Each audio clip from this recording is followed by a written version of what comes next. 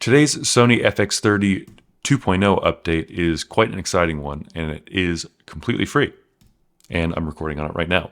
So we get true 24 frames per second recording, finally.